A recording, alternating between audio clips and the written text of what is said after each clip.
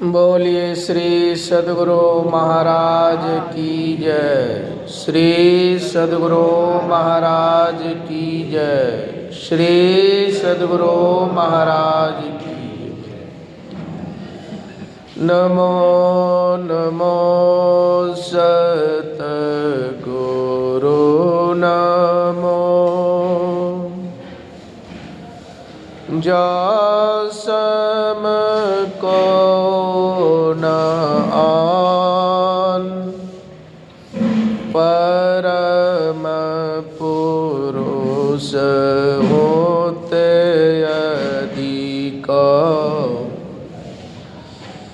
गावे संत सुजान। परम पूज्य गुरु सेवी स्वामी प्रमोद बाबा के श्री चरणों में नमन। परम पवित्र पूज्य स्वामी निर्मलानंद जी महाराज के श्री चरणों में नमन। परम पूज्य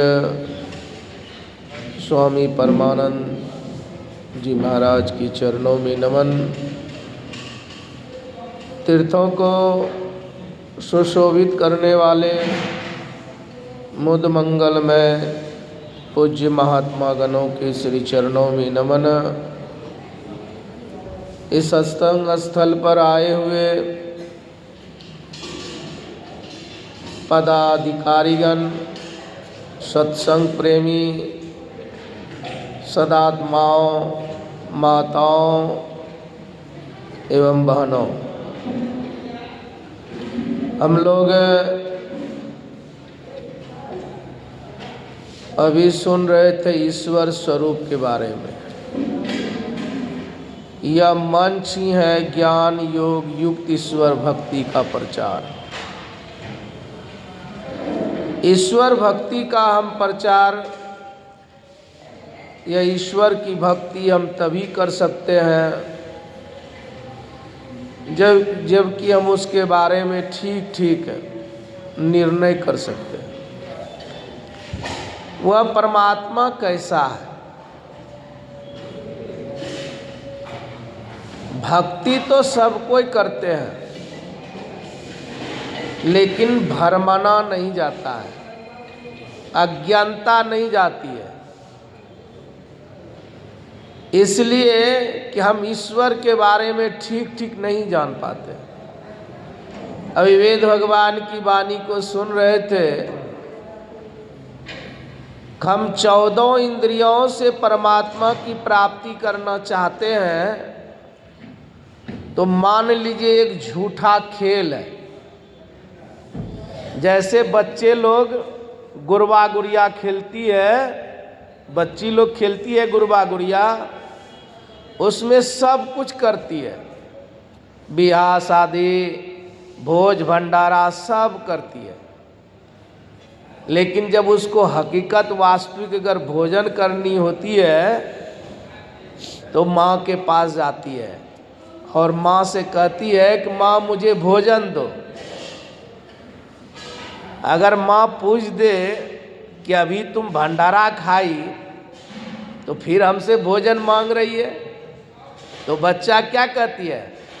देखिए, बच्ची जानती है कि मैं खेल कर रहा हूँ, तो बच्ची कहती है कि माँ वो तो झूठा एक खेल है, पेट भरने वाला भोजन तो आपके पास है। ठीक उसी प्रकार से परम शांति का आनंद का अनुभव करने वाला, जो सदा दुखों से छूटने वाला परमात्मा की भक्ति, यह इंद्रियातीत है। किसी भी इंद्रियों से हम उसका ग्रहण नहीं कर सकते हैं, प्राप्त नहीं कर सकते हैं। और जब तक परमात्मा की प्राप्ति हमें नहीं कर सकते हैं, तब तक मुझे सुख और शांति का अनुभव नहीं हो सकता है। और ऐसे बहुतों ने इंद्रियों के माध्यम से दर्शन किया। जैसे मनु शत्रुपा ले लीजिए, रावण आदि, गीध आदि बहुत सारे ने दर्शन किए, प्रहलाद है, ध्रुव है। लेकिन प्रहलाद को इंद्रियों के साथ साथ इंद्रियातीत का भी ज्ञान था। इसीलिए प्रहलाद से जब पूछा हिरण्यकशिपु ने, उसके पिता ने, कि बताओ कि तुम्हारा परमात्मा कहाँ है, तो उसने कहा कि पिताजी हमारे परमात्मा सब जगह है, सब में है। तो क्या इस खंबे में भी है? का खंबे में ही नहीं, आप में भी है, हम में भी है। जिस आप हाथ में खरग पकड़े हैं उस खरग में भी है। परमात्मा तो सब जगह है, सब में रमन करने वाला है और सबसे बाहर भी है। ये ज्ञान हिरण्यकशिपु को नहीं था, लेकिन प्रहलाद को थे। इसलिए उसको भ्रम नहीं हुआ, भ्रमित नहीं हुआ और उसको शांति का अनुभव हुआ। यही ज्ञान महाराजा दशरथ को नहीं थे। वो पुत्र रूप में ही भगवान को मानते थे, क्योंकि पहले पूर्व जन्म में मनु शत्रुपा के रूप में या कश्यप या अतिथि के रूप में 22,000 वर्ष तप किया, और तप करने से जब रूप को देखा तो रूप में चकाचौंध हो गए, फंस गए और कहा कि तुम्हारे जैसे पुत्र चाहिए। तो इंद्रियों के माध्यम से हम जिसका भी ज्ञान होगा वो माया का ज्ञान होगा। इसलिए परमाराध संत सदगुरु महाराज ने कहा, मेघा मनसो जेते दर्शन, मेघा मनसो जेते परसन, दिव्य दृष्टि का हुजो दर्शन, अदिव्य अंग का हुजो परसन। यह सब मायामय दर्शन परसन नहीं है, यह मायामय का दर्शन परसन है, यह हकीकत दर्शन नहीं है। अरे जाइए, पैसा क्या दिखाते हैं। तो देखिए, और जिसने जिसने माया का दर्शन किया उसके जीवन में दोनों आया, कभी सुख कभी दुख, कभी दुख कभी सुख। और माया का दर्शन करके परम शांति का लाभ नहीं उठा पाया तो उसको स्वर्ग आदि की प्राप्ति हुआ। और स्वर्ग आदि की प्राप्ति होने से वहां से छिन्न होता है, स्वर्ग से पुनरावृत्ति होता है। और ये आवागमन का दुख सबसे बड़ा दुख है। इसलिए जैसे जोक गाय के शरीर में दूध है, गाय के थन में दूध है, लेकिन गाय से दूध को जोक प्राप्त नहीं कर सकता है। थन में अगर जोक को भिरा दीजिएगा तो वह खून ही पिएगा, ग्रहण करेगा, दूध नहीं।